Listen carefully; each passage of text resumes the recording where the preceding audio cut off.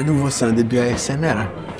Tu veux commencer en ASMR si tu veux. De toute façon, c'est ton épisode, ça, non?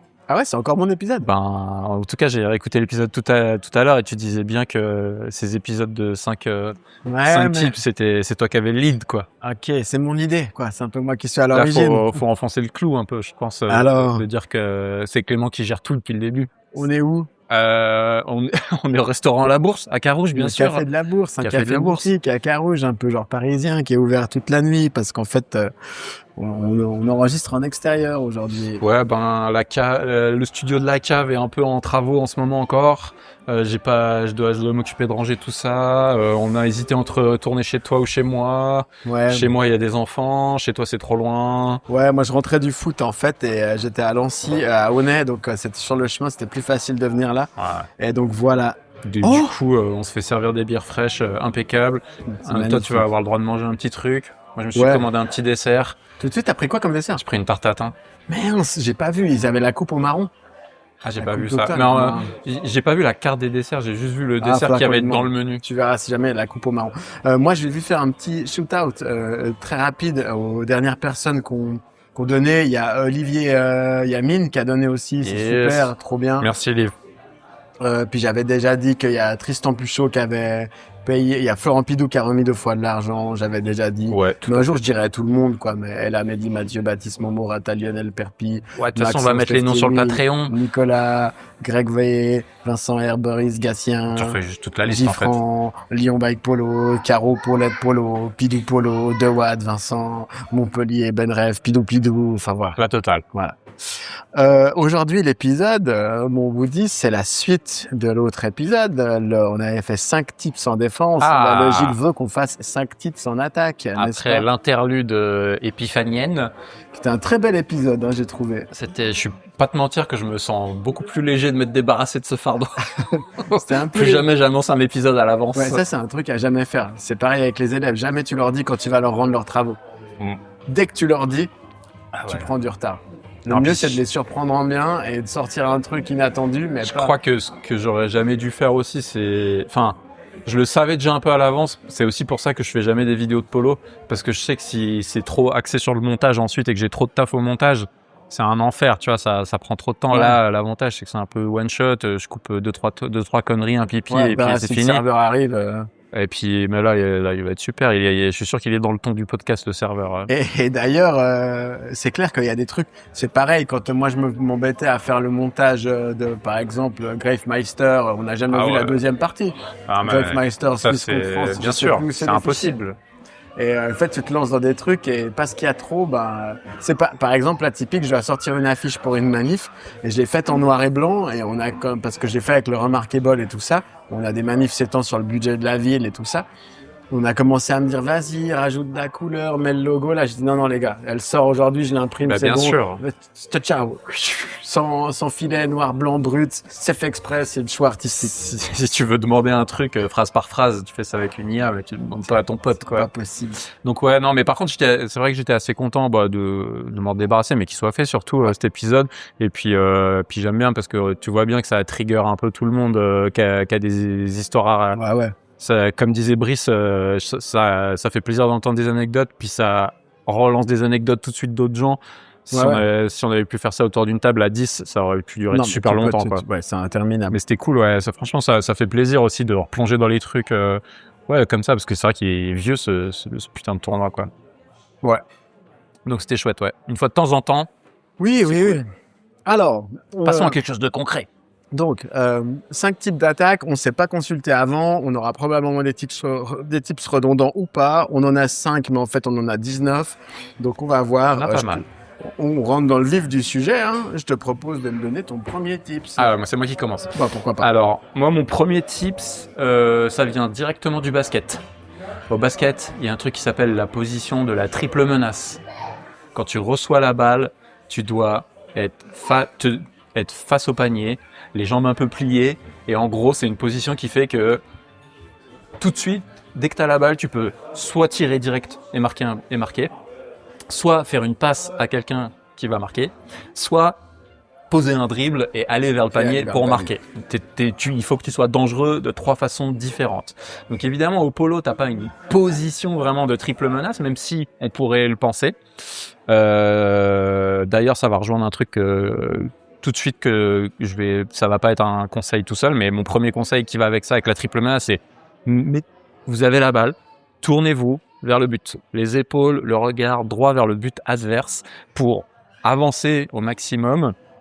Je parle surtout quand vous êtes loin, bien sûr, hein, pas quand vous êtes en train de tricoter à la fin et trouver un petit chemin, mais en gros, grosso modo, vous devez tout de suite mettre un élan vers le but adverse et tracer la ligne droite la plus directe. Et donc, justement, que ce soit en faisant un tir direct ou en faisant une passe qui va vers le but pour quelqu'un d'autre de ton équipe qui peut aller mettre un but plus vite que toi, ou avec ton vélo, en avançant, en dribblant la balle droit vers le but. Ça, c'est un truc que j'ai tendance à avoir chez des joueuses et des joueurs qui jouent depuis moins longtemps, tout simplement. Bah, chez moi, tu le vois aussi. Hein. Chez toi aussi, ouais, vers le net, complètement. Moi, souvent, on a tendance à voir que quand il y a des joueurs et des joueuses qui ont la balle et qui, je sais pas, par peur ou par manque de vélocité pour prendre le dessus sur l'autre joueur, etc., ont tendance à tourner autour du pot littéralement. Et en fait, il faut vraiment trouver le moyen de se tourner le plus droit possible et passer l'épaule devant l'autre joueur et l'autre joueur. Ça, au hockey, ça s'appelle drive le net, quoi. Vraiment de foncer sur le net. C'était une technique qui a été développée beaucoup par les Canadiens à une époque, d'aller vraiment driver le net à fond, d'être super agressif sur la cage. Et c'est marrant parce que moi, on va faire un épisode sur l'attaque, mais c'est clairement pas un de mes points forts. Et ça fait partie des trucs que moi, je dois corriger. Driver le net. Et de temps en temps, je sens que ça m'arrive en game ou comme ça, où tu me dis, ah ben bien, vas-y et tout, attaque, machin, parce que je vois que c'est pas un truc qui est naturel chez moi. Et effectivement, j'ai envie de peut-être tricoter, bon, c'est pas mon style de tricoter, mais plutôt dire, bon, je vais faire un petit tour, je vais trouver la passe maligne. Voilà, mais c'est ça que je voulais dire, ou faire le millième drop de suite, qui avance pas à la machine, dont on avait déjà parlé. Ah bah ouais. Mais c'est ça que je voulais dire, c'est au polo, tu t'y retrouves un peu moins dans la position, même si on vient de dire qu'il faut se tourner quand même vers le but. Pour moi, c'est dans l'état d'esprit que tu dois retrouver cette triple menace. Quand tu as la balle, quand tu reçois la balle, tu dois tout de suite penser, c'est quoi le truc le plus direct? Est-ce que je peux marquer tout de suite? Peut-être pas. Est-ce que je peux faire la passe à quelqu'un qui peut marquer tout de suite? Peut-être pas. Est-ce que je peux aller droit avec la balle et foncer vers le but et y aller direct? Il y a sûrement une de ces trois propositions qui est possible. Donc, l'avoir en tête, avoir cette position de triple menace, au moins dans la tête au moment où tu reçois la balle, ou juste avant que tu reçois la balle, on en reparlera après. Voilà, c'est ce qui fait que tu es dangereux. Et comme je te dis souvent, drive la balle, va vers le but, sois dangereux, ça va obligatoirement déclencher beaucoup de choses pour les autres autour de toi. Tu deviens un aimant qui attire la défense. Effectivement, parce que j'allais tout de suite te dire ça, c'est qu'un joueur qui a cet état d'esprit-là, il doit être contré par un joueur défensif qui va avoir l'état d'esprit de fermer la distance, de venir vers toi, de t'empêcher de prendre ton tir, de t'empêcher d'avoir une passe claire, de t'empêcher d'avancer vers... Alors évidemment, c'est très dur à faire les trois à la fois, surtout avec un vélo, mais... Face à un défenseur, tu vas te retrouver face à des défenseurs qui vont devoir jouer en venant fort contre toi pour t'empêcher de tirer, pour t'empêcher d'avancer et pour t'empêcher de trouver une passe. Et ce faisant, tu vas attirer des gens à toi. Et là, va falloir pouvoir trouver, si vraiment t'as pas pu y aller, la passe maligne et tout ça. Mais si tu y as pensé avant... Plus tu es intentionnel et plus tu fais ce choix tranché de forcer à un endroit sur la défense, plus ils vont être obligés de réagir vite et donc plus ça risque de créer des écarts dans leur défense et donc du spacing. Et par contre, ce qu'il faut, j'y pense maintenant, un peu le contrepoint de ça ou le détail, c'est que nous on a eu, on peut avoir des fois des joueurs qui débutent et ça veut pas dire aller de l'avant, ça veut pas dire pousser la balle et la perdre. Parce que c'est aussi un truc que tu peux faire souvent, c'est de te dire je vais essayer d'y aller, je vais pousser la balle. Driver le net, ça veut quand même le dire en gardant la balle en contrôle. Ça veut dire que la balle, tu dois pas l'offrir au défenseur en la poussant trop devant toi. Il faut garder un certain truc. Un certain contrôle. Vas-y. Je reviendrai sur ce point-là après. Mais non, il y a pas besoin de revenir tant que ça, tu vois, je l'avais mis C'était quoi dans mes troisièmes options, pas trop pousser sa balle. Garde la balle près de toi. Il faut que tu arrives à progresser au maximum et à prendre de la vitesse et à avancer sur le terrain en gardant la balle au maximum près de toi, parce que c'est ce qui va te permettre de pouvoir vite changer d'idée, faire des feintes, prendre un tir si besoin. Plus tu pousses ta balle loin, plus tu offres la possibilité de te la faire piquer, et surtout le moment entre où tu pousses la balle et où tu la rejoins enfin, il n'y a pas d'option. Ouais. On sait ce que tu es en train de faire. Tu es en train d'essayer de récupérer la balle que tu viens de te perdre toi tout seul. Ou alors, je pense que... mais ça c'est un peu perdu et je pense qu'avec des joueurs comme Will, il y avait ce truc-là, peut-être que ça reviendra. Il y a ça aussi au hockey, c'est que si tu pousses ta balle, il faut la pousser dans des endroits où tu vas pouvoir la récupérer vite et il faut la pousser dans des contretemps qui sont pas faciles à trouver.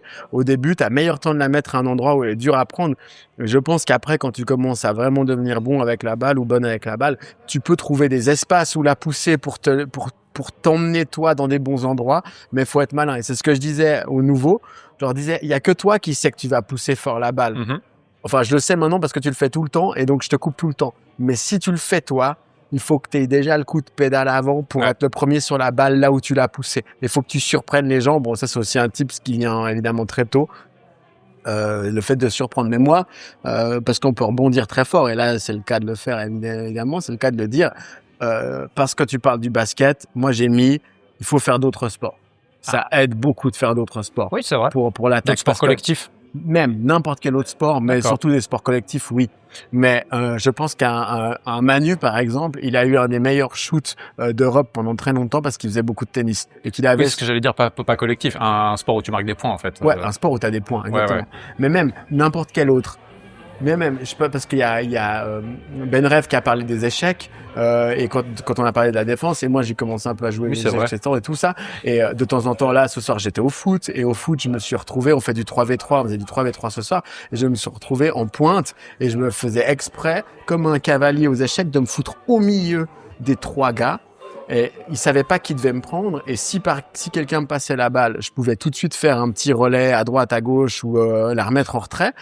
Et en faisant ça, je déstabilisais la défense adverse et clairement, j'avais dans ma tête, j'arrivais pas à me décoller j'arrivais pas à me décoller une image d'échiquier dans la tête. Et moi, je sais qu'il y a des moves que je fais pour protéger la balle qui viennent du hockey, de sortir un peu le genou pour empêcher la canne de venir, de penser rapidement. Le foot là, sur la rapidité de jouer en une touche, de chercher les petits espaces et tout ça. Je pense que faire d'autres sports, Merci beaucoup. Tarte-tatin en entrée. Ouais, super. Merci. Est-ce que vous avez toujours la coupe marron ou pas? Oh, yaïou. Elle arrive alors. Merci. Super, merci. Merci beaucoup. Magnifique. Donc, faire d'autres sports, je pense que c'est important aussi parce que, en fait, le polo, c'est quand même un enfer à manier. Ah ouais, bah ouais. Ah bah ouais. Photo. Le polo, c'est quand même un enfer à manier parce que je pense qu'il y a peu de sports aussi difficiles. Quand un jour on fera des études sur le polo, on se rendra compte que il y a peu de sports qui sont aussi exigeants. Je pense que le water polo, par exemple, est un sport aussi ultra galère. Je pense qu'il y a peu de sports qui sont aussi... Alors, le hockey, c'est aussi très difficile. Mais ce que je veux dire, t'as besoin, avec le foot, par exemple, je trouve un sport où, techniquement, au niveau dans lequel je joue, évidemment, j'ai pas besoin d'être trop fort pour créer des trucs. Aller fort vers le goal, me démarquer, plonger, faire du jeu en une touche. Je fais des déviations qui ressemblent à rien. Je fais des sauts de ballerine trop bizarres. Ça fait marrer les gens et tout ça. Mais ça peut marcher de temps en temps. Et ce soir, j'ai mis des goals. Juste avec l'énergie. Ouais. Juste en me disant, je vais prendre l'espace. Puis quand tu fais du 3v3 en salle, là, parce que je joue qu'en salle, moi, quand tu fais du 3v3 en salle, il y a que cette notion de la passe dans le dos. Trouver la bonne passe dans le dos. Ouais. Et, au polo, oui, mais il faut que le copain, la copine, il arrive à faire sa passe, faut qu'il soit bien placé. Déjà, il y a un frein différent. Je veux dire, au foot, tu marches sur tes jambes et tout, tu sais où tu vas, quoi. Là, évidemment, il y a la maîtrise technique du vélo. Le fait que ça aille pas dans tous les sens d'un seul coup, tu vas majoritairement en avant, ou alors ça te prend plus de force et de technique pour prendre des virages, te retourner, etc. Et je pense que le fait de pouvoir pratiquer d'autres sports dans lesquels tu vas avoir finalement... Non, ça c'est sûr. Créer des parallèles, c'est... Des tirs, par exemple, si tu fais du tennis, bien développer ton bras, pas casser ton bras, avoir un beau développé. Des petits jours. Ouais, avoir avoir des sports où tu vas pouvoir pratiquer finalement des tactiques ou des gestes qui sont similaires, mais sans que ça te juste que ce soit moins contraignant. Là, ce soir, j'étais au foot. Moi, ça fait, je le raconterai, je pense, plusieurs fois parce que je vais revenir là-dessus dans d'autres épisodes, j'en sais rien. J'ai fait une formation coaching hockey pendant 6 jours. On devait s'équiper 2 fois par jour, mais l'enfer. Tu t'équipes le matin, tu mets 20 au hockey, tu sais que tu as 20 minutes de vestiaire avant quoi que ce soit. Au polo, c'est pas 20 minutes, mais il faut rentrer. Il y a un petit truc comme ça, quand même, on dans doit mettre l'histoire, les bandes, on doit mettre nos chaussures, on doit mettre le casque, on doit faire ça, on doit faire ci. Là, au foot, t'arrives, tu mets tes baskets, machin, tu sors de chez toi, t'as un ballon de basket, tu t'es mis en short, tu vas tirer des paniers, enfin bref. C'est vrai. C'est une contrainte et ça fait du bien d'essayer d'autres sports et des sports où tu dois marquer des points. Ton stage de coaching, là, est-ce que c'était aussi chouette que la revue sur le floorball qu'on avait lu Alors, je pense que c'était un poil moins raciste, mais quand même c'était un peu raciste. À un moment, il a mis une photo il mettait des citations de conseillers fédéraux. Ouais, donc c'est pas nos présidents, mais c'est un conseil de plusieurs personnes qui dirigent la Suisse puis qui se partagent le truc.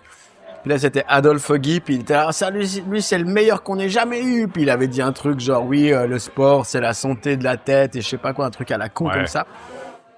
Et c'est un gros facho, quoi. Et le politicien, il y avait un coach qui était là avec nous, qui avait genre 75 ans, René, il s'appelait, qui jouait avec les Sioux de la Chaux-de-Fonds. Donc un maillot pire que celui des Blackhawks, avec une énorme tête de Sioux, trop stylé, René. Putain, 75 ans, j'aimerais trop jouer encore comme lui. Mais en Suisse, ça pose pas de problème, ça, d'avoir une tête de Sioux. Et il était là, genre, tu vexes personne. Il a raison, c'est le meilleur qu'on ait jamais eu, et tout, bref. Non, mais trop bien. Un truc de coach, je mettrai les documents parce que c'est une mine d'or très très dure à creuser parce que le site est affreux, mais il y a trop de trucs trop bien. Pas mal. Je mettrai ça. Je vais manger quelques raviolis. J'avoue que ça doit être cool, ouais. Alors, vas-y, j'enchaîne avec un autre conseiller, dans ce cas. Je sors ma petite liste. Alors, donc, aller vers l'avant, on l'a dit. Voilà, mon deuxième truc qui va avec, c'est la phase de transition. Ça, c'est vraiment quelque chose, il faut absolument, on en a déjà parlé dans d'autres épisodes à l'époque, quand on parlait un tout petit peu de tactique, et notamment pour les équipes qui partent un petit peu avec un désavantage contre des équipes plus fortes.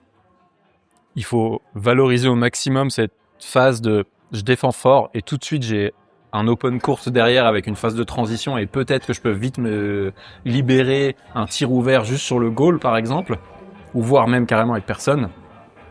Donc évidemment ça implique beaucoup de choses, ça implique de récupérer la balle en premier et d'avoir tout de suite une ligne ouverte, que ce soit donc pour tirer ou pour avancer ou pour faire une passe.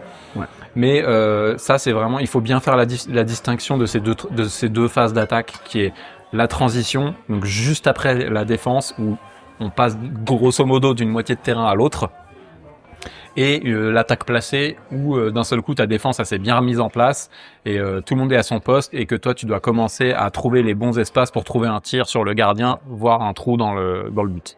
On est d'accord que c'est beaucoup plus facile de battre quelqu'un quand tu te diriges vers le goal et que lui doit défendre en se dirigeant aussi vers le goal et que tu as déjà pu de dos, comprendre que tu allais recevoir la balle ou que tu es déjà en contrôle de la balle, plutôt que ces fameux moments où tu attaques sur une défense placée, un peu comme sur une ligne des 3 points en basket, et puis que tu passes un temps fou à tourner sur cette ligne des 3 points sans jamais réussir à trouver de solution parce qu'il y a 6 vélos dans un petit espace. C'est clair, de toute façon, c'est plus facile de marquer un but quand il y a personne dedans que quand il y a 3 personnes devant. Hein.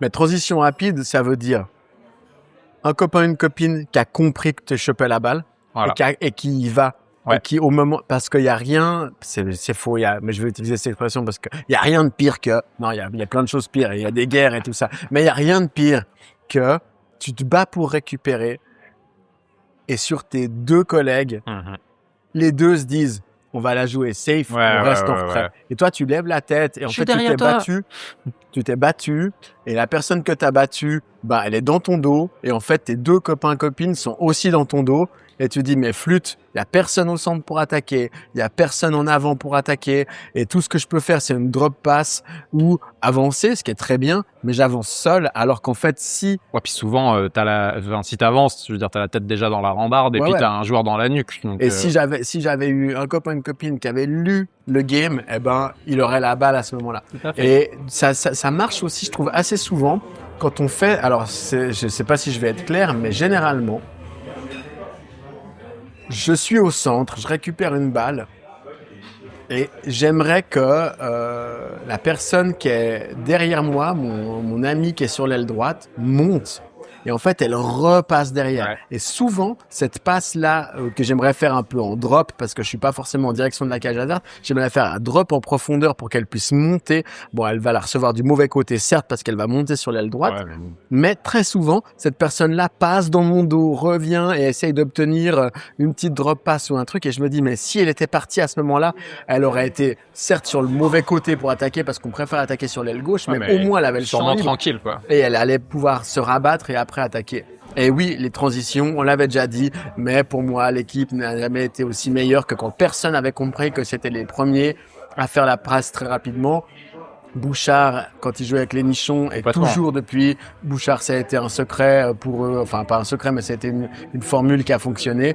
Et N'importe quelle équipe. Tu dois te projeter vers l'attaque, tu dois avoir qu'un seul truc. Ce soir au foot, il y a notre cousin Mathéo qui est venu jouer. Ah ouais. Je pense qu'il était pas très en forme. Pourtant, il est beaucoup plus fit que nous. Il est bien meilleur au foot techniquement. Nous, on était mauvais comme tout, mais on a mis l'énergie. Il a débarqué dans le game. Mon gars, il se projetait pas vers l'avant.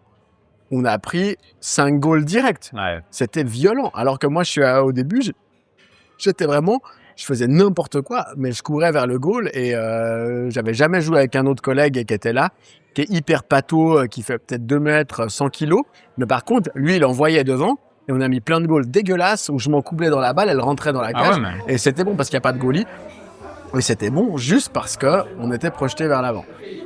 Non, bah c'est la suite logique de la très bonne défense. Arriver à se projeter tout de suite et à profiter de ça.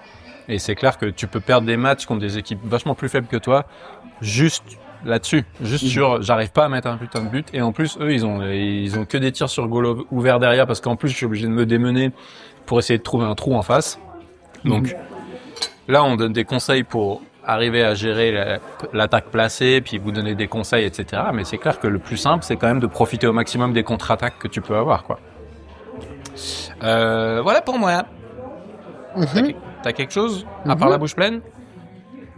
Alors, moi j'ai, c'est un peu dans la même idée. De toute façon, tout est dans la même idée vu que c'est de tourner vers l'attaque. De toute façon, c'est tout et marquer un but, quoi. Ouais, c'est y croire, le mental. C'est avoir envie. Je savais que t'allais me faire le coup. Pourquoi? Parce que tu l'as dit en défense. Genre l'intensité, il faut y croire, machin, les trucs. Et puis ton gardien de hockey, il te dit, il faut que tu aies envie de marquer le but. Bah bien sûr. Se battre, se créer des occasions et être imprévisible. Ouais.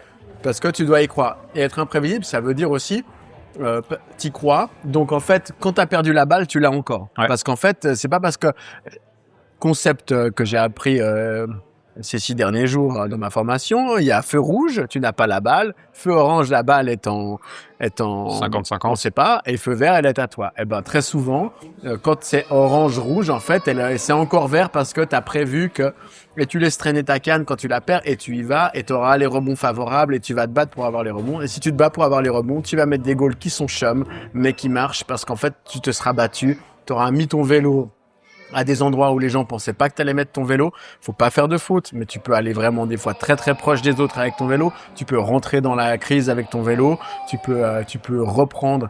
Et ça rejoint un autre conseil, mais global, mais shoot pas trop fort parce que t'auras ton rebond. Ouais. Si tu viens avec un smart, fais pas un truc de malade parce que moi, très souvent maintenant, ces temps avec les gardiens comme ils viennent meilleurs, je mets en 2e ou même en 3e intention parce que je reste vers le gars à faire tac, tac, tac, tac, tac, 3-4 fois et avec la canne. Donc voilà. Avoir un état d'esprit, y croire, te dire que tu vas passer, te dire que la balle, elle va rentrer dans le filet. Ouais.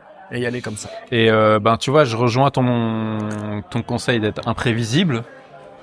Fais des feintes. Fais des feintes. Et essaye de pas avoir un jeu binaire. Essaye de pas être lisible.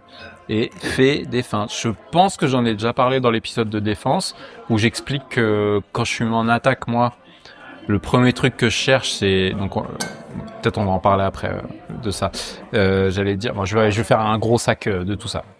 Fais un gros sac, je mange ma salade. Vas-y, je fais un gros sac. Je vais parler du fait de faire des feintes et du fait de orienter la défense. Donc, je reprends dans l'ordre pour essayer de pas me perdre. Je pense que j'en ai parlé dans l'épisode pour la défense. Moi, en tant qu'attaquant, et d'ailleurs, il me semble que Bouchard a validé ça dans les commentaires sur Telegram de ce que je disais. Il me semble qu'il cherche un peu la même chose aussi. Moi, ce que je cherche quand je mène la balle, si je sais que je veux aller faire un tir ou que je veux passer la balle à quelqu'un, eh ben, je vais orienter au maximum la défense. Je vais d'abord aller d'un côté pour libérer la passe de l'autre côté, pour être sûr que le joueur à qui je fais la passe va pas se retrouver tout de suite avec mon défenseur, parce que sinon, ça sert à rien. Donc, si j'ai quelqu'un à gauche, je vais d'abord mettre un coup de roue à droite pour faire la passe. Ça a deux effets. Ça a l'effet de éloigner le défenseur physiquement de l'endroit où tu vas envoyer la balle, ce qui est vraiment super. Et en plus, souvent, le but, moi, ce que j'essaye de faire, c'est de faire une feinte au moins faire un mouvement de corps pour aller d'un côté, attendre que la personne tourne la tête, et dès que je vois que sa nuque et que la personne m'a lâché du regard, là, je fais la passe. Et donc, ça, c'est hyper important. Cette notion d'abord de dire, je sais ce que je vais faire à l'avance, et je vais donc faire un mouvement pour orienter la défense dans l'autre sens avant de lancer ce mouvement. Donc orienter la défense d'un côté, et ensuite, si je me projette dans l'autre position de la personne qui reçoit la balle en position un peu finale, fais des feintes. Déjà, tu peux faire des feintes de passe, de 1, mais tu peux faire des feintes de tir. Fais une feinte de tirer, fais se baisser la personne pour faire sa raclette, fais se jeter le défenseur sur toi qui est en retard et qui va être 2 fois plus en retard, parce qu'une fois qu'il sera passé devant toi comme un avion, avant qu'il fasse une marche arrière et qu'il revienne, tu seras vraiment tranquille pour aller faire un petit tir sur le but, etc., etc. Donc ça, évidemment, il y a une notion obligatoire un peu dans tout ça, c'est d'anticiper ce que tu veux faire pour pouvoir mettre les gens sur le mauvais chemin. Okay. J'espère que j'ai été assez clair là-dessus. Ouais, c'est très clair. Ouais. Alors, je rebondis une 5e fois. Tout ça, ça veut dire que, quoi qu'il arrive, de toute façon, tu dois avoir bossé les bases. Parce que pour faire des feintes, il faut que tu puisses maîtriser ta balle. Ouais. Pour faire des changements de direction, il faut que tu sois à l'aise sur ton vélo. Il faut que tu sois bien avec ta canne. Faut que tu sois... faut que tu aies la balle près de toi pour que à tout moment, on pense que tu puisses passer ou tirer, ou garder la balle ou faire quelque chose. Et tout ça, et il faut qu'on pense de toi que tu peux tout faire pour qu'un défenseur ne sache pas ce que tu vas faire. Quand tu sais que quelqu'un est très faible avec un tir en revers par-dessus, un tir ceinture, là où tu tires par-dessus, ton vélo, le truc où tu as le goal dans le dos, puis que tu vas tirer par-dessus tout ton vélo, puis que ça fait comme quand tu fermes une ceinture de voiture, là. Ça, si tu sais que la personne, 1 fois sur 4, elle le réussit seulement, puis quand elle le réussit, il est pas cadré, genre moi par exemple, tu vas défendre mollo dessus. Tu dis, bon, là, elle est pas très dangereuse, je l'ai mis dans un angle où elle est pas dangereuse. Quand tu sais que quelqu'un peut scorer n'importe où, tu vas devoir beaucoup plus réfléchir en défense et ça va être beaucoup plus dur. Là, tu te reposes dans le mindset du défenseur. Oui, mais je le ferai souvent. Mais ça veut dire aussi que toutes les bases, elles doivent être bossées. Et ça, il n'y a pas photo. Désolé, c'est boring, mais tu as meilleur temps de pas le bosser. Si tu le bosses que les 2 soirs où ton club s'entraîne, si tu as de la chance, ou le soir où tu as un terrain quand ton club s'entraîne, sorry, mais tu vas perdre, je pense, 2 ans. Ouais. Je pense que si tu peux, maintenant avec le rythme, par exemple, dans lequel on joue à Genève, si tu commences maintenant à Genève et que tu veux rejoindre un peu le niveau et puis prendre du plaisir dans les matchs et puis pouvoir faire ces choses-là, taper la balle, conduire la balle, ne serait-ce que je sais pas, une demi-heure de plus par semaine, c'est ultra bénéfique. Et ce fameux truc de pour réussir un geste parfaitement, tu dois l'avoir fait 10 000 fois, toute cette connerie de quand un génie c'est qu'il a bossé 10 000 heures sur un sujet, tous ces trucs-là, c'est pareil pour les shoots, c'est pareil pour tout. Ouais, c'est ce que j'allais dire. Tu trouves ça dans tous les sports de toute façon, mais genre par exemple, encore une fois, une millième fois au basket, tu retrouves même chez les plus grands joueurs, les plus doués du monde, etc., même les tirs les plus improbables, déjà même les tirs les plus classiques, je veux dire, ils travaillent tous des tirs hyper spécifiques et le but de leur attaque, c'est de se retrouver à l'endroit spécifique où ils savent qu'ils vont mettre 80% de leurs tirs dans toutes les situations possibles. Et ça, c'est vraiment que ça, c'est que de l'entraînement, de la répétition et déjà savoir à l'avance où tu sais que tu t'es entraîné pour faire ce tir et aller à cet endroit-là. Donc, c'est sûr que c'est plus facile pour toi d'attaquer et d'orienter les choses et de savoir où est la finalité parce que tu t'es déjà entraîné à prendre 50 tirs par soir à cet endroit de la crise, à 12 mètres du but dans cet angle-là, etc., etc.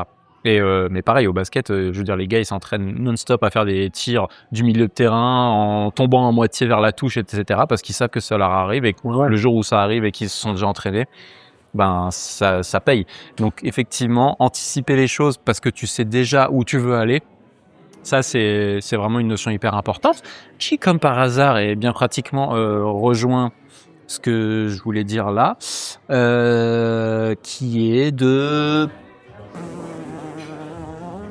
C'est ce que j'ai dit depuis tout à l'heure, je pense. Mais regarde ce qui se passe avant de prendre la balle. Tu parlais des balles libres là, 50-50. Ouais.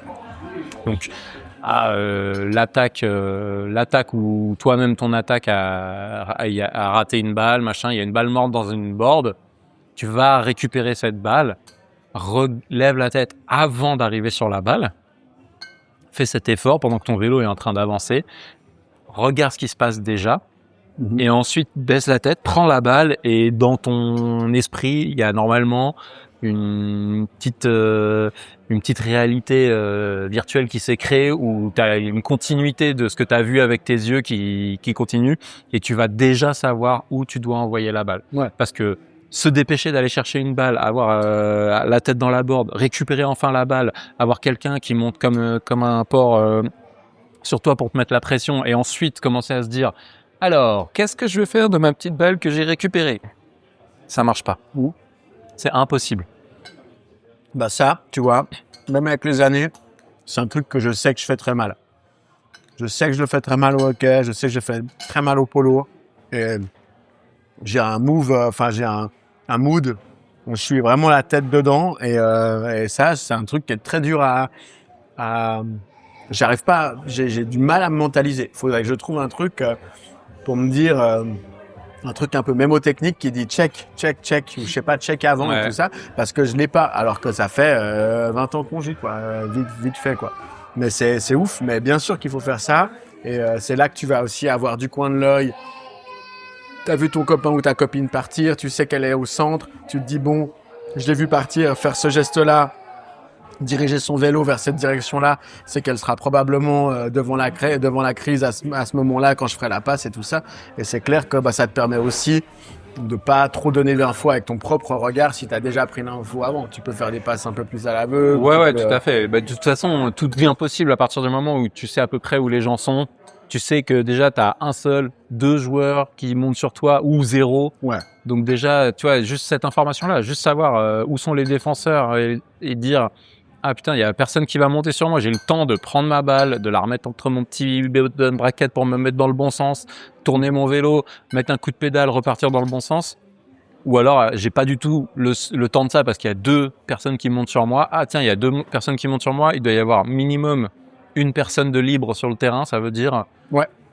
Et ça veut dire que si t'es mauvais comme moi à faire ça, mise au moins sur une équipe qui communique. Que tes copains et tes copines, ils te disent ce qui se passe. Là! Ouais, non, mais vas-y. 2, t'es seul, vas-y. 2, non, attention, ils sont 2 sur, 2, c'est bon, vas-y, avance, t'as de la place, je suis avec toi, je prends le rebond, tout ça. C'est hyper important. T'as les yeux de la personne dans le dos et tu vas pouvoir grave faire gagner du temps à cette personne. Tu sais très bien que tu vas jouer des fois avec des gens que ça rassure énormément et à qui finalement des fois tu as l'impression de tenir la manette de la play et la personne va faire ce que tu lui dis parce qu'en fait mais mec imagine en fait elle est en train de galérer à avoir son vélo, la vitesse, la canne, la cage, essayer d'à peu près diriger où elle veut et toi tu lui donnes toutes les infos et si tu lui donnes même des ordres clairs et que elle te fait confiance, ça marche trop bien.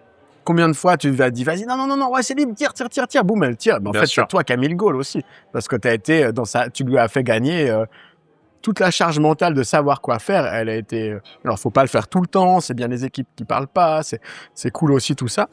Mais si tu sais que t'es avec quelqu'un qui a la tête dans le guidon, eh ben, tu peux pas la laisser galérer. Et moi, y a rien de pire que te prendre, quand tu sais que tes copains te regardaient et qu'ils te disent pas que quelqu'un vient sur toi. Et que tu prends quelqu'un quelqu'un qui revient très fort et que t'as pas vu. Et ça, c'est... Bah là, pour les personnes qui n'ont pas écouté encore l'épisode avec les 5 tips de défense, on dit exactement la même chose dans l'autre sens. Hein. Bah ouais. La communication, c'est hyper important parce que si, parce que ça. Donc bah là, c'est un fait qui est réel dans tous les, Bah ouais. de la première à la dernière minute d'un match de polo de toute façon, quoi. Est-ce que t'as autre chose? Alors... J'arrive pas, j'avoue, j'ai perdu le fil de combien on en a lâché. Hein, mais... Ouais, mais moi je veux te dire que j'ai fait bosser les bases, les autres sports, Ouais, j'ai le mental, Maintenant, changer de rôle vite, je savais, mais c'est la même chose que transition. Changer de rôle vite, c'est tu n'avais pas la balle, tu l'as, donc tu passes de défenseur à attaquant. Donc ça c'est... Ouais, pas que. Pas que, parce que ça rejoint encore une fois ce qu'on disait dans l'épisode de défense, c'est-à-dire, c'était un des derniers trucs que j'avais dit qui justement joue un peu entre ces deux phases. Je disais toujours savoir en attaque qui est l'encre. Ouais. Donc la personne la plus en arrière dans ton attaque qui va être à même de prendre la première décision défensive si tu perds la balle. Est-ce que cette personne va retourner au but ou est-ce que cette personne va agir en garrot et aller tout de suite couper la balle pour les empêcher de progresser? En fait, ouais, ça s'applique déjà là. En fait, t'es en attaque, t'es 3 en haut, c'est cool pour toi, tu joues comme un ouf.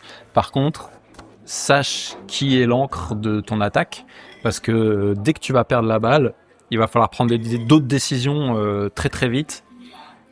Le gars, pour pas se prendre un but, quoi. Le gars dans le camp là, il disait moi le coach qu'on avait dans le camp de hockey, on disait moi j'en ai marre. Il a dit plusieurs trucs sur le hockey suisse. Il disait vous me faites chier. Il y a qu'en Suisse que j'ai entendu tirer pour les rebonds. Alors, en Suisse ils disent tirer sur les pattes des gardiens comme ça vous aurez le rebond. Puis ils disent vous êtes des gogoles, vous tirez pour le goal, ok. Et il y avait un autre truc. Il disait exactement sur le changement de rôle. Il disait moi je supporte pas quand il y a des gens on a encore la balle et puis ils disent attention derrière l'arrière. Il disait tu sais quoi, si tu mets le goal c'est l'arbitre qui ramène le puck, c'est pas toi, ok. Donc il y a pas besoin de revenir. Quand les gars c'est quoi leur but, c'est déjà penser à la défense alors qu'ils ont la balle, et ils ont le puck et puis qu'ils peuvent mettre le goal. Non, mettez le goal et après vous aurez jamais besoin de revenir. C'est évidemment c'est pour te dire le mindset. Non mais c'est intéressant parce que je crois que j'en ai déjà parlé avec Quentin, ton frère, de ça. Mais toi, tu le sens que vous avez je pense que c'est dans tout sport confondu. Mais genre, est-ce que la Suisse, tu penses que vous avez un mindset différent par rapport à ces choses-là? Non, je sais pas. Je pense que oui, ça peut être un état d'esprit. Oui, il pense que oui. Hein Quentin, il pense que oui. Ah ouais, je suis pas loin de penser la même chose. Ah ouais, c'est possible. Même quand je suis arrivé ici par rapport au polo, par rapport à plein de trucs. Mais il y a plein de trucs où je me disais genre, c'est marrant, putain, je vois pas du tout les choses comme ça. Mais comme tu dis, tu vois, ce truc de tirer dans les trucs pour qu'on ait les rebonds, les machins, c'est clair que c'est contre-intuitif, j'ai l'impression, quoi. Il disait aussi, le coach, il disait, vous me saoulez, vous avez du power play, vous tirez jamais. On est en train de bosser, mettre des goals, il y avait un exercice, en fait, ils divisent le sport ils appellent ça des formes caractéristiques. Tu t'as 12 points caractéristiques du hockey. C'est patiner avec aisance dans toutes les situations, pour machin, transitionner rapidement d'attaque en défense, multiplier des efforts brefs sur l'ensemble de la durée du match. Il y a plein de trucs comme ça que tu peux bosser un à un en disant si tu bosses ces aspects-là, tu vas devenir un meilleur hockeyeur. Et un des aspects, c'est mettre des goals dans des situations diverses et variées, en s'adaptant à la situation. Ouais. Et il disait, des fois, tu bosses ça, et les gars font pas un tir au goal. Ils sont là, ils se font des passes. Et nous, on a fait l'exercice, et le gars devenait dingue. On tirait pas, on était, ouais, vas-y, passe et tout. Puis, parce qu'on attendait le bon moment. On est trop fort. On disait, non, mais maintenant, faut y aller, faut mettre des trucs au goal. Et c'est un peu ce truc-là. C'est marrant, on a regardé un match le soir même en live parce qu'il y avait une équipe qui jouait et clairement, les gars avaient un power play, les défenseurs osaient pas entrer avec les attaquants aller au-delà de la ligne bleue puis prendre un peu des risques. Et en prenant pas de risques, c'était pire que tout parce qu'ils étaient les fesses entre deux chaises, ils étaient prêts à se faire prendre. Ils se sont pris un goal en contre à 4 contre 5 parce qu'en fait, ils étaient pas assez proches du puck pour le ramasser. Ils ont pas pu le jouer. Et bref. Tout ça pour dire, oui, il y a des transitions de rôle. Oui, c'est très bien d'avoir une encre et de savoir que cette personne-là va machin. Mais ça me faisait penser à ce détail-là où nous, par exemple, trop souvent, on n'y va pas, quoi. Il manque quelqu'un qui va de l'avant, quelqu'un qui va là où ça fait mal. Ce soir au foot, je devenais fou parce qu'on mettait pas de goal, parce que il y avait plus personne qui allait au milieu. Je me suis battu, je récupère la balle dans le coin, je lève la tête. Il y en a un, on perdait. À un moment, on avait vraiment une team déséquilibrée. On perdait de 7 goals, les gars jouaient défense. Mais on en a pris 7 comme ça. Là, on a des occasions. Je me bats pour avoir la balle. Je l'ai. Il y a personne au centre. Ça sert à quoi? De toute façon, autant prendre les 3 rapidement. Au moment où on a essayé. Mais non, c'était, bon, bref. Donc ça, j'ai fait changer de rôle rapidement. Mental. J'avais mis bosser le smart et bosser les basses. C'est la même chose. J'en ai un dernier. Mais c'est un peu, c'est le jeu sans la balle. Ouais. Savoir jouer sans la balle. Parce qu'on a beaucoup parlé de celui qui a la balle. Peut-être qu'on va se retrouver alors dans cette dernière. Le jeu sans la balle, le jeu sans la balle, première chose, ça veut dire que c'est pas parce que t'as plus la balle que tu dois pas participer. Ça paraît débile, mais il y a des gens, ils ont plus la balle et ils s'arrêtent quasiment. C'est pas débile parce que ça, je crois que tu le retrouves même en NBA avec des joueurs professionnels et même souvent les meilleurs joueurs qui ont l'habitude de décanter les choses et d'être le playmaker et d'avoir la balle et créer le truc. Une fois qu'ils ont plus la balle, il y en a plein où on voit ce profil ils arrêtent de jouer, ils regardent ce qui se passe, Ok. Et ça, tu le retrouves chez plein, mais c'est marrant parce que tu le retrouves même chez les meilleurs. Ouais. Où tu te dis, ça devrait paraître triné parce que c'est le premier truc que t'attends quand t'es un playmaker, de dire genre, en fait, il va falloir que vous bougiez les potes en fonction de ce que je suis en train de faire parce que sinon, si vous me regardez jouer, ça marche pas, quoi. Mais le jeu sans la balle, ça veut dire trouver les espaces, ça veut dire même si on va pas te faire la passe, être là où ça va être dangereux si on te la fait. Ouais. Et puis après, si tu sais que ton gars va pas faire ou ta copine va pas faire la passe, tu vas au milieu, devant, et puis tu prends les rebonds, et puis tu essayes de pas gêner avec ton vélo au moment du shoot, mais après par contre tu y vas parce que c'est là que tu auras la balle. Ou alors tu sais aussi que t'es avec quelqu'un qui tire toujours très fort, donc tu t'approches pas trop, mais tu sais que tu vas te mettre exactement à l'opposé pour avoir le rebond si ça touche, etc., etc. Pour moi, ça rejoint plus une notion de spacing, donc d'espacement sur le terrain. Ouais. Et c'est vraiment une question, moi c'est ça un peu mon dernier truc, c'est que t'aies la balle ou pas, mais surtout quand t'as pas la balle, tu dois essayer de continuer à jouer dans le dos de la défense et aller trouver les trous dans la défense. Donc toi, tu parlais d'aller faire le pivot au milieu et d'aller faire un point d'ancrage. Tu dois faire un peu le contre-pied de ce truc-là et dire genre, ok, mes potes, ils sont occupés par le gogol qui est en train de camper devant le but, l'autre gogol qui a la balle et qui va essayer d'aller marquer un but. Je vois qu'il y a pas mal de monde par là, moi je vais venir me foutre à peu près ici. Parce que finalement, si on m'envoie la balle, je suis pas mal. Je suis assez bien à cet endroit-là. Ouais. Et ça, c'est clair que, le off-ball, un joueur comme Steph Curry au basket, c'est ça qui est trop fort chez lui, c'est qu'il lâche la balle. Putain, il court, il va prendre 12 écrans, il fait 4 fois le tour du terrain, il revient. Hop, comme par hasard, on lui redonne la balle. Lâche la balle, elle va revenir vers toi, c'est sûr. Et bam, il t'allume à 3 points à chaque fois. Et puis, ça veut dire aussi que si tu bouges pas, il faut que ce soit conscient et que tu sois utile dans ton non-mouvement. Ouais. Il faut que ce soit un bloc. Il faut que ce soit un bloc.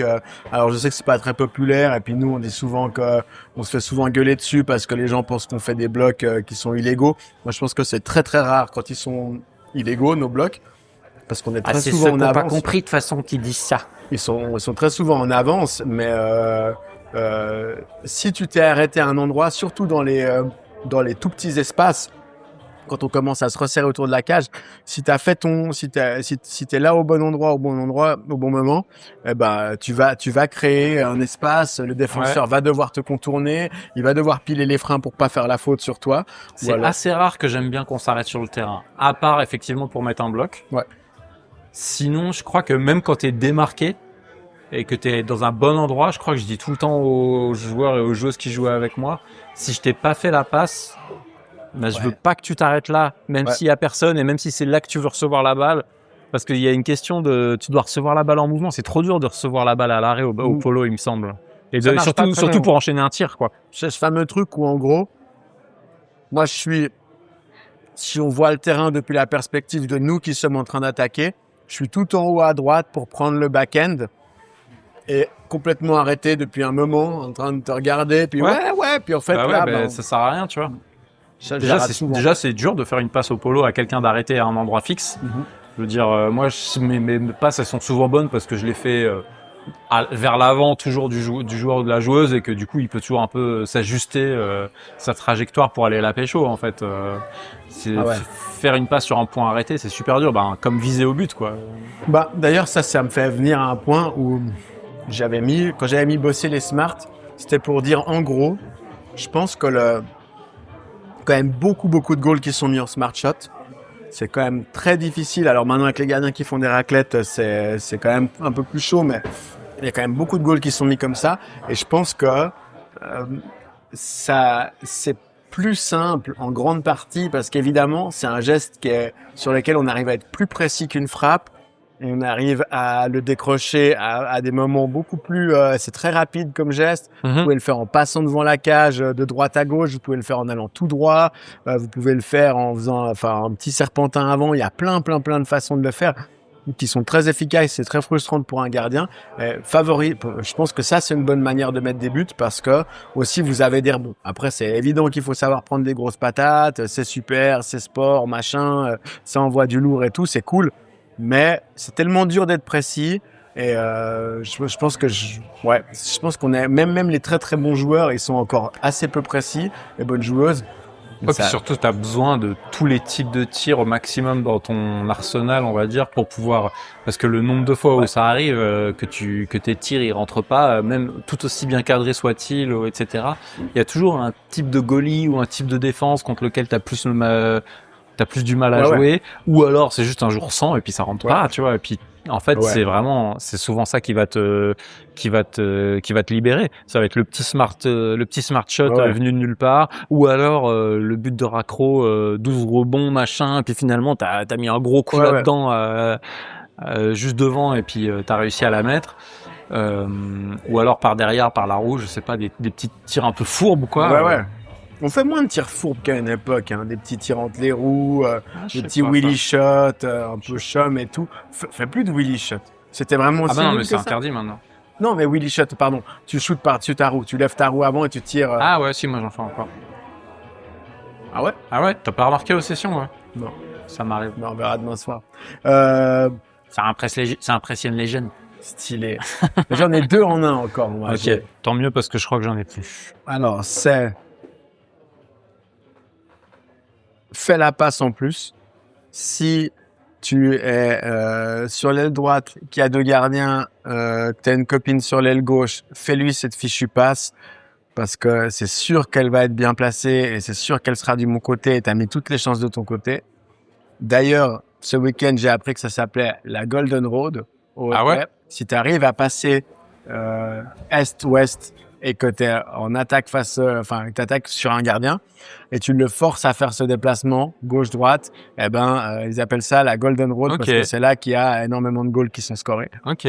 Simplement, j'ai pensé à ça en venant, je me dis quand même, par rapport au hockey, le polo, les cages, elles sont trop petites pour ça. C'est chiant qu'on n'ait pas Moi, j'aimerais bien, j'ai pensé, franchement, je pense qu'au niveau du gardiennage, le sport, il serait plus intéressant si on avait 50 cm plus grand devant et qu'on doit vraiment faire des vrais déplacements poteau avant, poteau arrière. Je trouve que là, ils sont trop serrés, ces poteaux. Pour moi, je pense qu'on mettrait plus de goals de ce type-là parce que là, en gros, si tu bouges pas puis que t'es bien calé, avec ta canne, tu vas gérer le truc. Donc, il y a des gens qui aiment bien. Ça dépend pour qui, mais... Mais bref, ça c'est un petit détail, mais je pense que moi j'aimerais beaucoup essayer avec des cages un peu plus loin. Je pense qu'en tout cas au niveau du gardiennage, peut-être plus parce que je pense aussi d'un point de vue pédale clip, mais un bon gardien clippé dans ces trucs-là, je pense qu'on s'amuserait plus à faire. Les arrêts seraient un peu plus impressionnants. Oh regarde le coup de rein qu'il a mis pour revenir avec la roue arrière et tout. Ça ce serait. Merci beaucoup. Merci. Ça ce serait chambé. J'entends ça, mais. Et le deuxième, vas-y. Non, je repense à ça, je reste toujours partagé sur ces trucs de changer les règles, c'est une chose, changer le matériel, c'en est une autre. Ouais. Et d'un seul coup, refaire des goals à tout le monde. Ah oui, c'est un enfer. Bien sûr. Ouais, mais peut-être que c'est légitime, tu vois. Peut-être enfin, ça marche dans les deux sens. Tout le monde a ses goals, du coup, on dit, oh, bah non, on va pas tout refaire.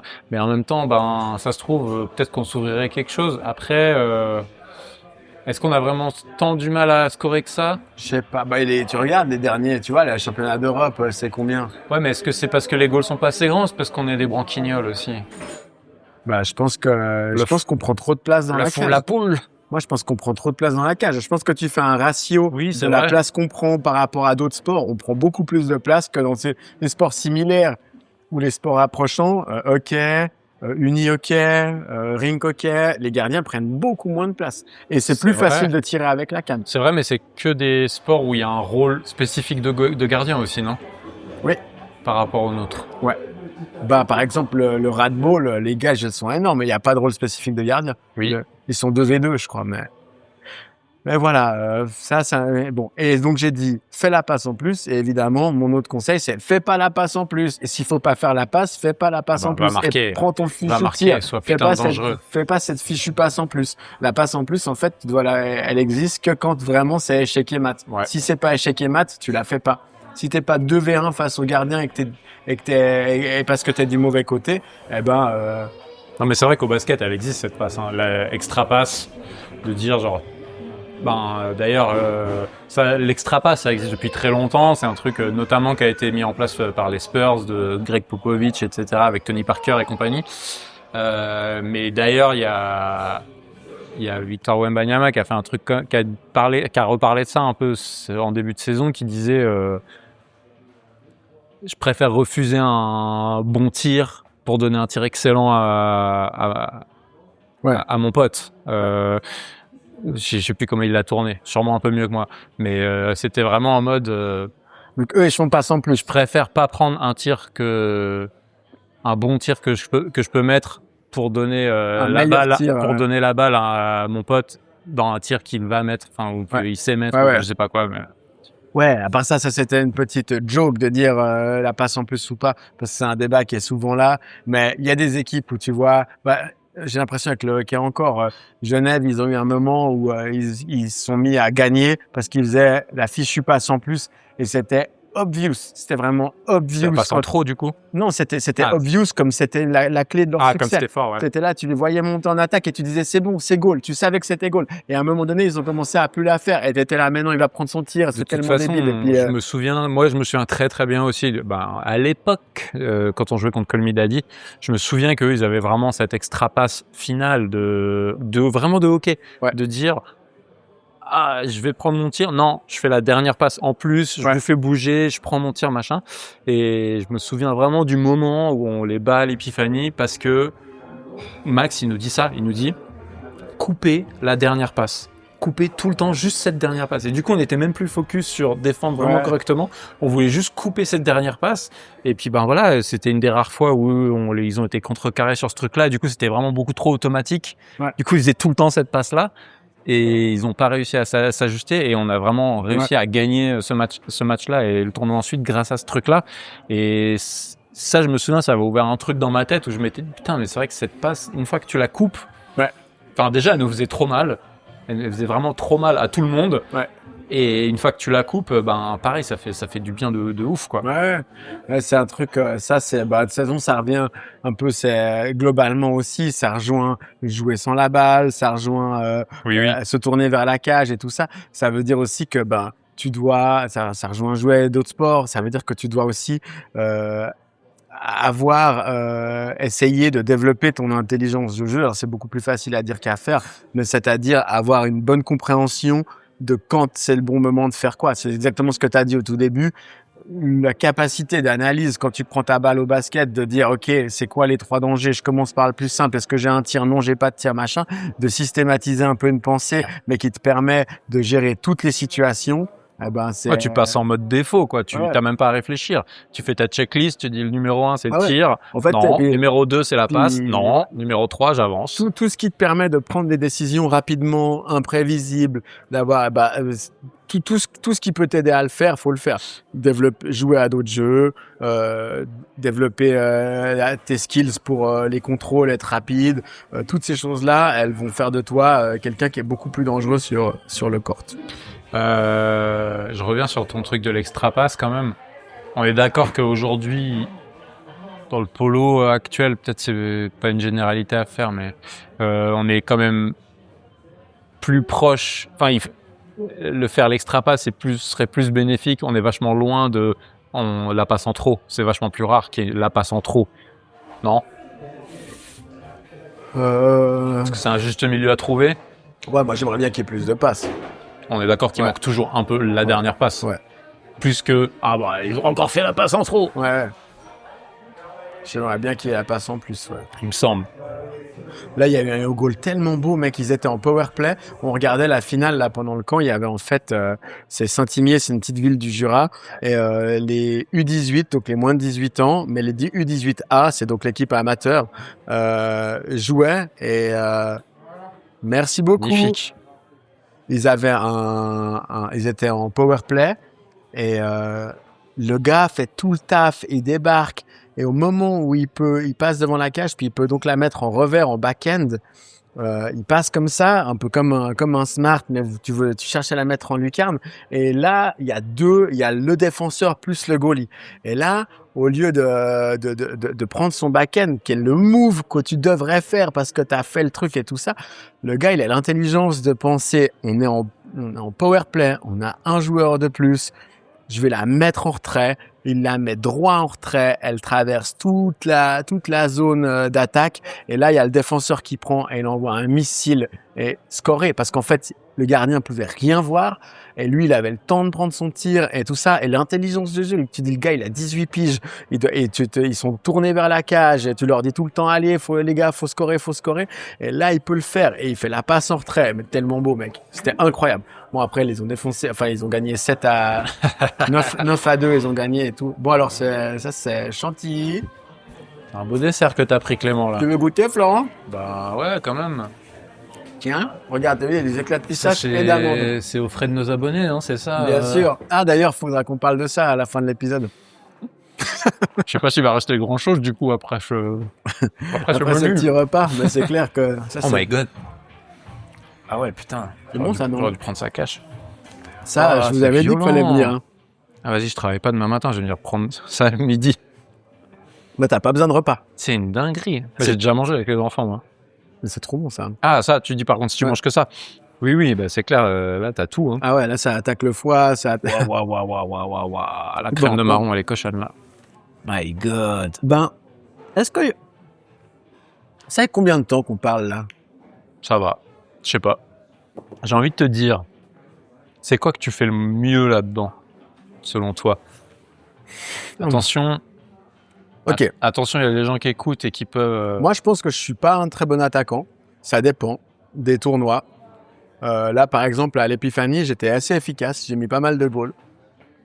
Je pense que... Pourquoi l'Épiphanie était plus que d'habitude? Je pense que j'avais des bonnes mains. J'étais bien dans mon... Ah ouais? J'étais bien dans mon vélo. J'étais bien dans ma... Ok. Je pense que ça marchait en bien. phase avec ton entraînement. Ouais, j'étais bien. J'étais dans une bonne forme physique, assez bonne intelligence de jeu, bonne intensité, mais pas trop pour pas faire d'erreur. J'étais bien, je me sentais bien.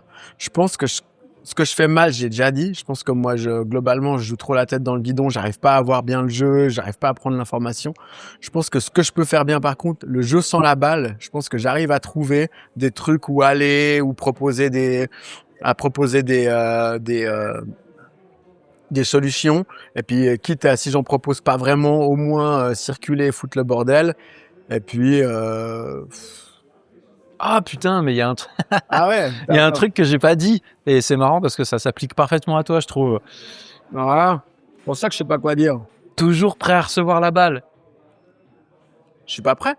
Ben malheureusement, il y a un cas de figure souvent où c'est un truc que je reproche à toi et à Jojo en plus à chaque fois pour faire passer la pilule.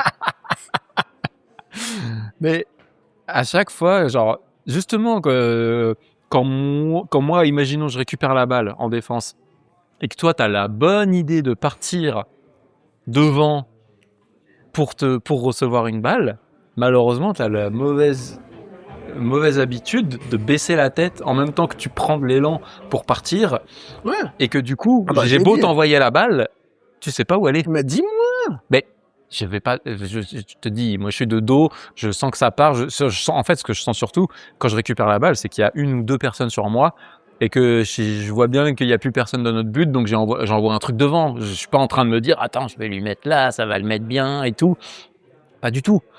Communique. Moi, j'envoie un Concentré. truc et c'est à toi de t'ajuster sur la trajectoire. Ok. Bon, tu vois, j'ai dit, je prenais mal l'info. Mais c'est dommage parce que t'as la bonne intention de jeu, partir, de mais- jouer off-ball et de partir devant pour créer un point d'inflexion sur la défense et de créer du spacing. Mais ce qui est bête, c'est que du coup, tu regardes pas la balle et donc tu peux pas savoir comment ou où je te passe la balle. Ni quand. Je prends, c'est vrai. Tiens, reprends un peu. Hop là, Et- à moi de prendre une pilule ou... Non. Vas-y. C'est ce que tu fais bien, Florent. Bah, tant de choses. Bon, bah, arrêtez là. Bah, Allez, content- merci tout le monde. On se concentrait juste sur l'attaque du coup. Qu'est-ce que je fais bien, je pense Non. Orienter la défense, je pense. Ouais. Maintenant, qu'est-ce que tu fais mal? Est-ce que je fais mal Moins bien plutôt, c'est la bonne formulation, je pense. Putain, mais quel enfer. Qu'est-ce que je fais pas bien Peut-être le jeu off-ball. C'est pas ce que je fais le mieux, même si je pense que je me place assez bien quand même. Qu'est-ce que je fais bien Peut-être faudrait que j'ai encore plus confiance que je vais marquer un but.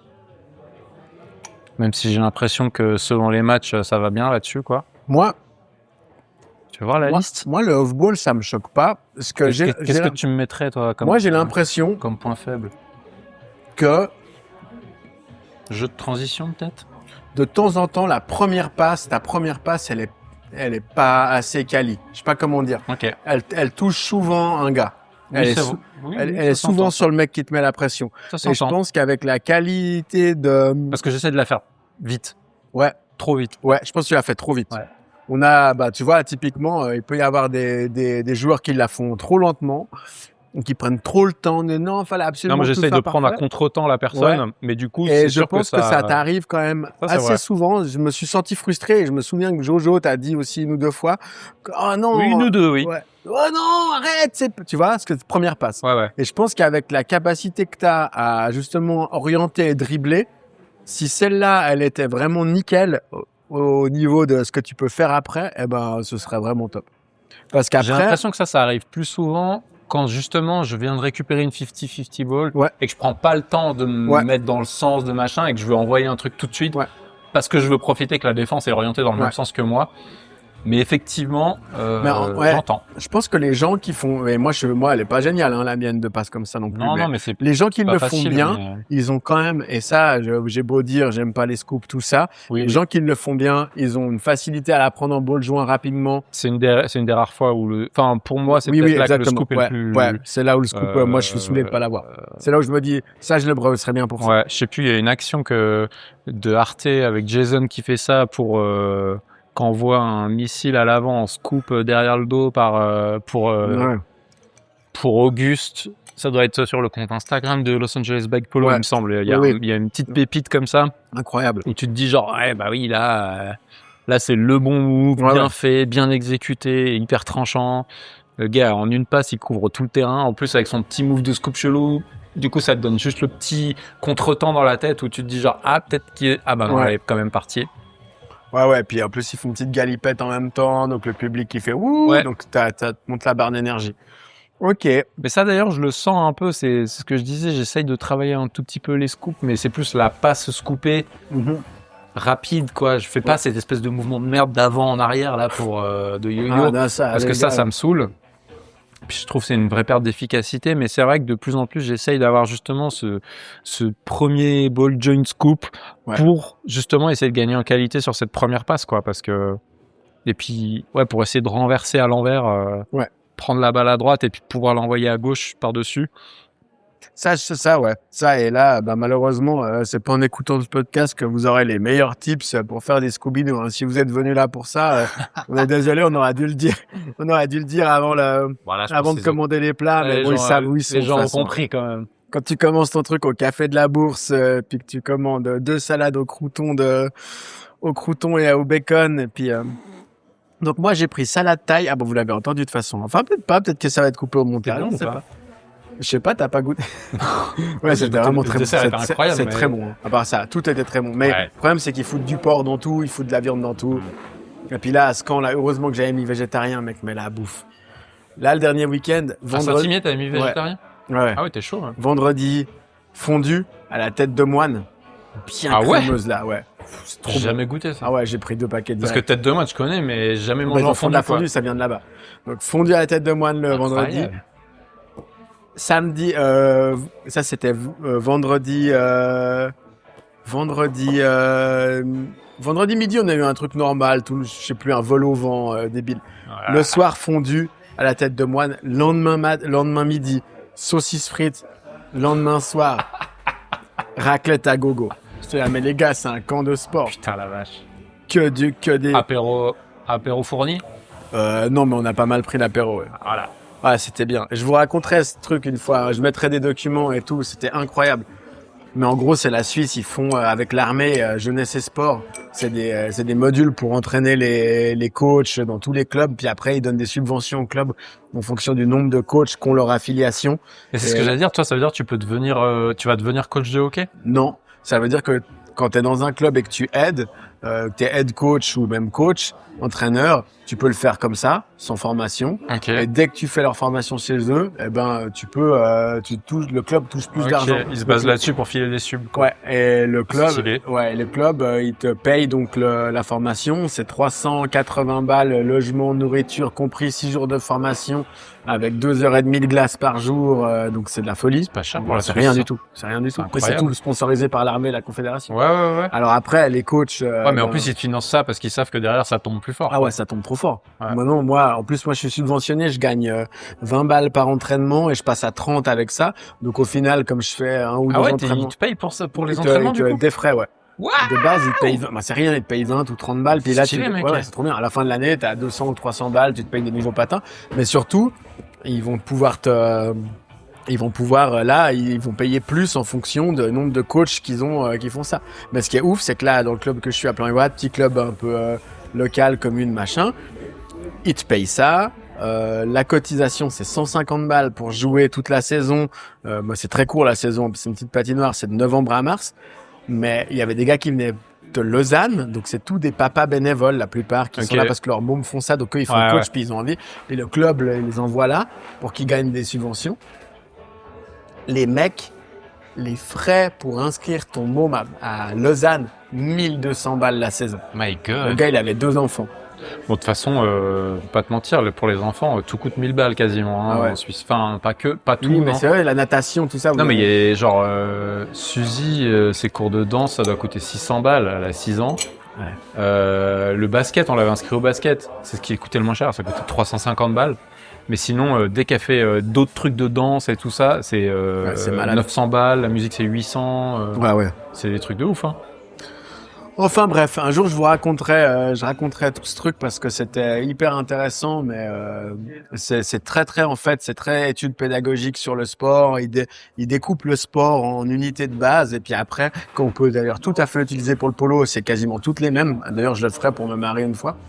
Tu les traduis et puis après t'as chaque section et tu bosses chaque section. Tu dis moi mon équipe là vraiment c'est des branles en patinage, on bosse ça, c'est quoi?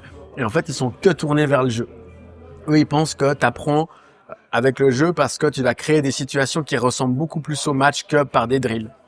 Oui, bah oui. Et typiquement, ça m'a fait juste. venir là l'autre soir avec le jeu que j'ai proposé à Lara et Théo, qui sont des joueurs que... Ça, c'est un bon type, ça donner, je pense. Ouais, là je vous le dis, vous êtes à 3, vous savez pas quoi faire, donc vous pouvez faire le fameux jeu au bottom bracket, vous essayez de passer ok.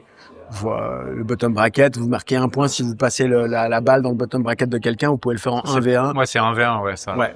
Là, vous êtes à 3. Je me suis dit, bon, moi, j'avais un truc sur maintenant ce qui est très à la mode, c'est l'overload. C'est-à-dire que un truc qui est contre-intuitif. On a toujours dit aux joueurs, gardez vos places, gardez vos hommes. Mais en fait, maintenant, ce qu'ils font c'est quand il y a quelqu'un dans la bande, t'envoies toujours un gars de plus. Okay. Le gars, il y a un V1, t'envoies un gars en plus. Il y a 2 V1. En défense ou en attaque? N'importe quand. Tu y vas. Tu surcharges la bande, en gros. Je veux dire, si moi j'ai tout le monde? Ouais, tout le monde. Tu overload ça s'appelle overload, c'est-à-dire que si tu es en défense, si le gars ton défenseur a checké le gars, il le tient dans la bande, t'envoies un défenseur en plus pour prendre le puck. Et l'attaquant aussi s'il y a un attaquant qui arrive en plus, tu mets un défenseur en plus. Et des fois ils sont 5 dans la bande à se battre alors ils s'écartent un peu, les autres sont plus malins, mais ils restent comme et tu fais de l'overload tout le temps. Tu vas tout le temps aller en surpression, ce qui fait qu'en fait, ils éclatent complètement les rôles défenseurs machin, où à l'époque, on gardait vraiment les places et tout ça. Et donc, je me suis dit, il y a un jeu qu'on fait au hockey, c'est juste un 1v1, tu dois protéger le puck et sans le toucher, tu dois essayer de le protéger en mettant ton cul en opposition pour empêcher la personne de venir. Et je me suis dit, au polo, ça marcherait bien à 3. Apparemment, on le faisait déjà il y a 10 ans avec Toumache et Manu, mais j'avais oublié. Bref, mais ça, c'est tout à fait possible que j'ai oublié, mais bon. Tu commences, t'as la balle, donc les 2 autres doivent te prendre la balle. Ouais. Dès que quelqu'un t'a prend la balle, c'est lui qui se fait chasser. C'est lui qui se fait chasser. Et si t'es meilleur que les personnes avec qui tu joues, moi j'étais meilleur que Lara et Théo, évidemment tu vas pas jouer comme un dingue, mais par contre très vite, par exemple Lara qui disait mais moi j'aime pas ça, Lara qui est une fille qui est une joueuse qui supporte pas la pression, qui quand tu lui mets la pression dans un match commence à dire oh non avant que t'arrives à haute voix. Elle pousse littéralement des petits cris qui te donnent toi confiance dans le fait que ta pression va marcher. Récupérer la balle. Je dis merci, tu pourrais même la poser de côté. Elle me dit non mais j'aime pas ton jeu. Je dis mais si, mais essaye. Et puis elle dit mais regarde, vous me piquez la balle. Je dis mais balade de l'autre côté. Elle me dit je sais pas la mettre de l'autre côté. Je dis bien sûr que tu sais la mettre de l'autre côté. Tu la passes, regarde. Je dis essaye. Elle le fait devant moi. Elle le fait très lentement. Elle y arrive. Puis je dis tu vois, tu y arrives. Puis après. Coup d'après, clairement, elle mettait la balle de l'autre côté. Alors évidemment, faut pas bourriner parce que clairement. Bien sûr. Mais par contre, moi, ça m'a fait sortir des moves, mon gars, pour leur tourner la balle autour et tout ça. Puis Théo qui fait donc des bunny hop avec sans clip, il s'est mis à sortir des trucs où il faisait des sauts en arrière, des machins. Il avait plein de moves de ouf où il essayait de me couper la canne avec sa roue arrière et tout ça en sautant. Et le jeu, le mouvement, le but quand t'as la balle, c'est de fuir, grosso modo, parce que t'as pas de point de fuite, je veux dire. C'est pas comme dans un match où on sait vers où tu vas vers le but. Alors là, non, exactement. Mais tu peux te retrouver dans des situations où, en fait, tu dois pouvoir jouer à 360 degrés, partir en arrière, repartir en droit. Et en fait, s'ils sont forts, les 2 autres, très vite, ils te contraignent à un endroit. Il y a tout de suite très vite des bandes, j'ai remarqué. Même, puis de toute façon, et c'est même quand même très dur de pousser la balle très loin et de la garder. Et donc, en fait, ça marche. Tu peux jouer sur le terrain complet, même à 3. Et ce qui est très bien aussi, c'est que ça te rend monstre intelligent sur comment tu prends la balle à 2 à quelqu'un. Et ça, c'est un peu un truc que j'avais bossé souvent. Et le soir même, j'ai réussi à choper des balles comme ça que j'avais vraiment rarement dans ma carrière chopé. C'est vrai que ce soir-là, t'étais chaud, en jaillissant à un moment X, en disant tiens, mais là, je la sens bien parce que je sais que le seul échappatoire, mais parce que juste on avait fait ça avant. Et aussi parce que ça faisait 3 jours que j'étais à mon camp de hockey, machin. Mais clairement, tu te dis, la balle, il y a qu'un seul endroit où il va pouvoir la sortir, où elle va pouvoir la sortir avec efficacité, c'est là derrière. Je suis déjà prêt à aller là. Ah, elle est là, bam, je suis premier dessus. Et ça, juste ce petit exercice, il est trop bien. Pour aller dans le même sens, il y avait un exercice que j'aimais bien faire à l'époque à Rouen, quand on arrivait avant les sessions, où on était toujours, quand t'es à 2, par exemple, ou alors à 3, après tu tournes, mais à 2, tu te mets sur tout le terrain, et tu joues en 1 contre 1 sur tout le terrain, mais quand tu prends possession de la balle, t'as le droit qu'à 3 touches. Ouais, trop bien. Et donc dans tes 3 touches, t'as un peu genre la première touche pour te mettre dans le bon sens, la deuxième touche pour se décaler et le tir maximum. Ouais. Et du coup, ce jeu il est assez cool pour ça, dans le sens où l'anticipation en fait. Il faut vraiment que tu anticipes tes moves et que tu dises ok, le défenseur il est là. Je vais utiliser au maximum l'inertie de la balle pour avancer sans avoir besoin de la toucher, etc. Et puis dire, normalement tu vas jusqu'au 3 parce que comme je viens de dire, tu pousses, t'orientes, tu tires. Ouais. Pour une fois, j'ai juste orienté, tiré. C'est trop bien. Et ce jeu-là, on avait joué au Bépine la dernière fois avec toi et Cody. Ouais. C'était assez cool, je trouve. Une fois de temps en temps de le sortir, quand t'es à 2 ou 3, ça marche assez bien. Et puis à 3, tu fais un V1 avec quelqu'un qui rentre à chaque but. Ouais. Globalement, en fait, tu dois, là, la philosophie que les gars avaient, les coachs avaient, c'était que tu dois trouver des formes de jeu qui vont correspondre à ce que tu as en match ou alors à quelque chose que tu veux travailler. Et tu peux faire ça vraiment, il y en a 1000, quoi. Là, on faisait justement sur comment t'es en supériorité numérique. Et il y avait un game où tu commences en 1v1. Et t'as tes copains et copines qui sont dans la bande, donc tu fais 2 équipes en 3v3, quoi.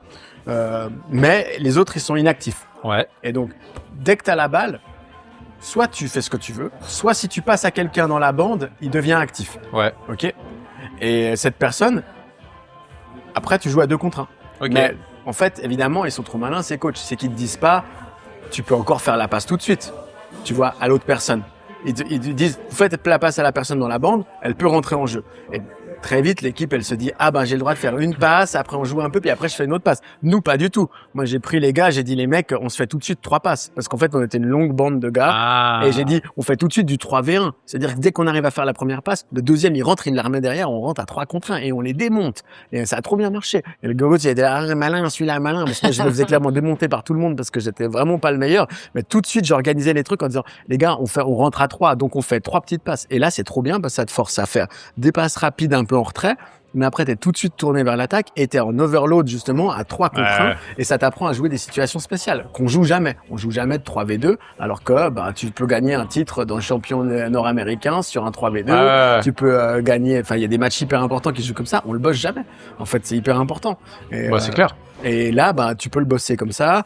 Il y avait plein de trucs aussi, ou des trucs où, par exemple, les défenseurs, ils ont pas le droit d'entrer en attaque. Donc, ça force, tu joues à 3v3. Et ton défenseur, il pouvait prendre de la speed, lancer ses copains, mais il devait s'arrêter à la ligne médiane et ça te forçait à avoir un défenseur bien actif qui mettait du punch dans le game, mais qui après rentrait pas dans l'attaque et tout. C'était trop bien. Là, c'est ce que j'allais dire. Même le 3v2 de base, quand t'es que 5 à la session en attendant les autres. Ouais. Moi, j'aime bien ça. Ouais. J'adore, en fait, ouais. ce truc. Parce que tu forces donc l'équipe à 3 à faire une passe en plus pour qu'ils aient un peu le temps de revenir. Avec ça ou pas, tu vois. Mais je veux dire, toi, le fait d'être 2, dès que t'es dans les 2, putain, mais tu dois te remettre en question et bien choisir. Alors là, s'il n'y a pas de mouvement, tu dois vraiment avoir un questionnement sur ton positionnement, l'anticipation et tout ça, qui est vraiment abuser la multiplication que ça fait, quoi. Ouais. Et ça, je trouve vraiment cool. Ouais. Et d'ailleurs, on avait aussi remarqué que pour les sessions où on a eu des sessions où on avait moins de monde et puis qu'il y avait Mathilde qui débutait. Et puis Théo qui débutait, les 2v2, c'était de l'or en barre pour eux, parce que t'as de la place. Exactement. Tu peux faire des vraies passes. Nous, pareil, on joue en 5 contre 5 ou en 4 contre 4 quand on est sur petite glace. De temps en temps, il manque du monde. Tu joues en 3v3. T'as la rapidité, l'espace que ça crée, la qualité des passes que tu peux travailler et tout. Complètement. En fait, il faut varier à mort aussi ça. Parce que t'auras tout le temps des situations spéciales dans tes matchs. Il y aura tout le temps des choses. Et c'est ce qu'on disait, regarde, je sais plus si c'était au Worlds ou au NA, où on voyait Phasoms qu'on gérait un nombre de power play avec un joueur de 30 secondes sorti. Putain, le nombre de fois où ils ont fait des attaques mais dramatiques. Il me semble que c'était au NA. Ouais, puis au World, ils n'ont pas été ouf. Ils ont pris le goal où au World, ils n'ont pas été ouf. Mettre la passe avec la roue.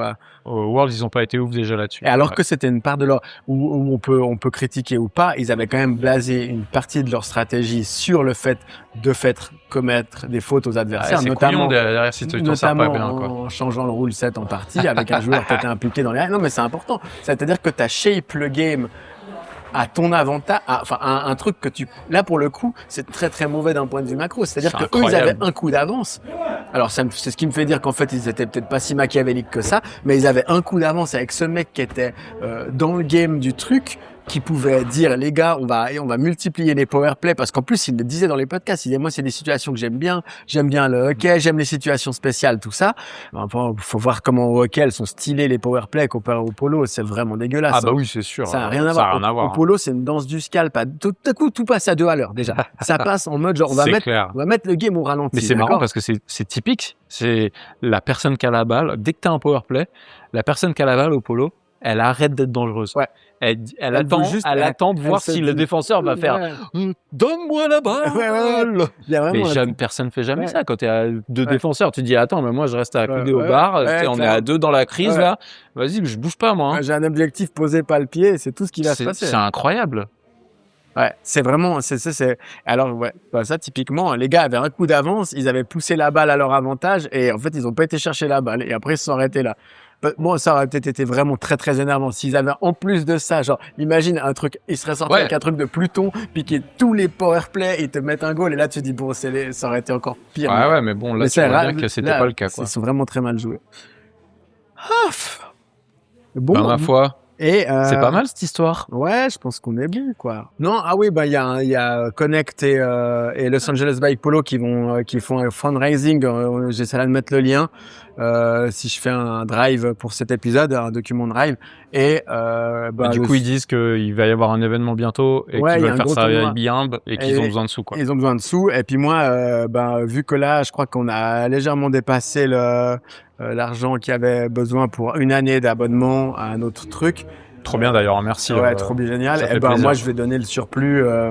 Je vais leur donner le surplus, vu qu'en plus c'est quelque chose qu'on va. Tout ce qu'on n'aura pas dépensé ce soir, quoi. Voilà. Ah oui, parce que ce soir, c'est une note de frais, faut que je la mette. Là.